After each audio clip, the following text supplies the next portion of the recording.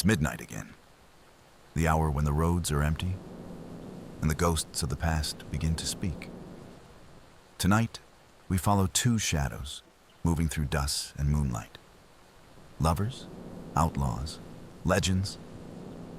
They were young, barely more than kids, and yet they lived fast enough to fill 100 lifetimes. Their names were Bonnie Parker and Clyde Barrow. This is Midnight Crimes, the story of Bonnie and Clyde.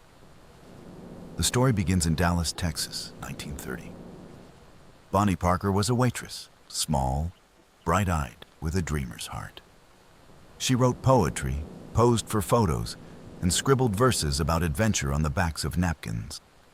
Her husband had abandoned her, and the Great Depression had stripped away any idea that life was fair. Clyde Barrow was 21, a short, slender boy with sharp eyes and a faster smile.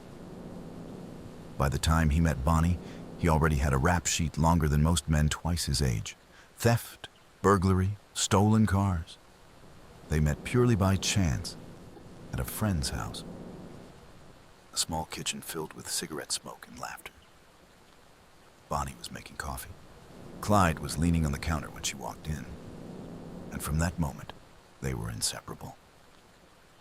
She saw excitement. He saw loyalty.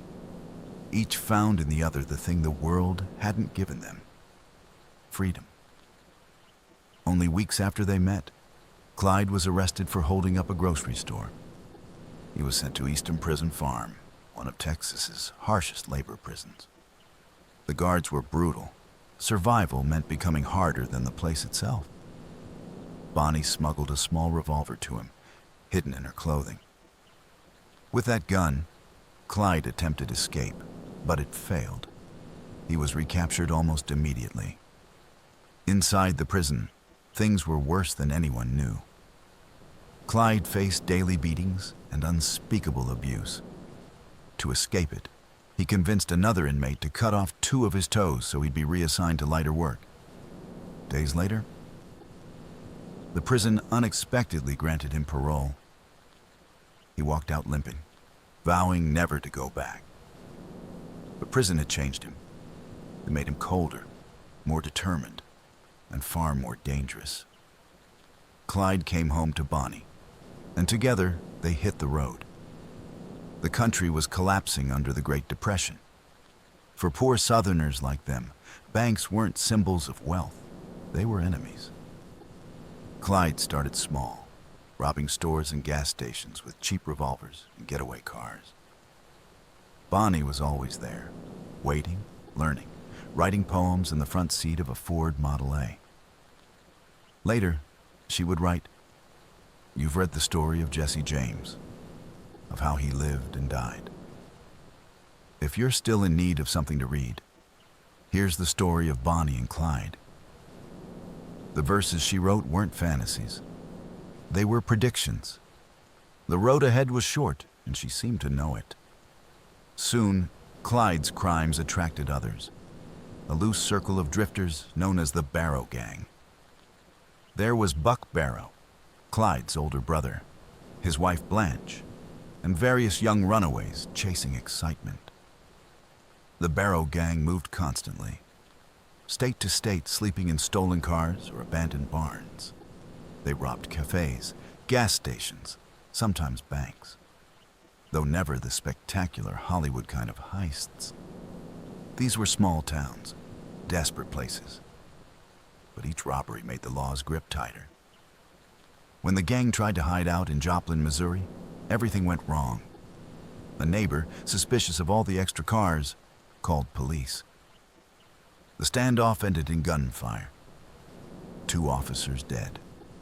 The gang escaped, but left behind film rolls and photographs that would turn them immortal. When police developed those film rolls, the world met Bonnie and Clyde for the first time. There was Bonnie, laughing into the camera, pistol in hand, cigar between her lips. Clyde, in a sharp suit with a fedora, smirking beside her. The newspapers loved it. They called them the dangerous sweethearts of the South. For a nation struggling through poverty, their rebellion looked almost poetic. The photos didn't show the sleepless nights, or the bullet wounds, or Bonnie's leg injury from a car crash that never healed. They showed youth, romance, danger, and just enough glamour to sell papers. Within weeks, Bonnie and Clyde weren't just criminals. They were folk heroes. For 2 years, they lived in fragments, a new town every few nights, cheap meals, close calls. They were shot at, burned out, and hunted relentlessly. Their bodies carried scars, fatigue, and the lingering question of when, not if, their luck would end. Bonnie, barely 23, weighed less than 100 pounds. Her left leg was burned from hip to ankle after a car crash while escaping police. She had to be carried most days. Still, she refused to leave Clyde. "I couldn't walk out," she once told a friend. "I love him even more for the trouble he brings." Behind every headline, "Outlaw lovers strike again," was quiet misery. They lived on canned food and adrenaline.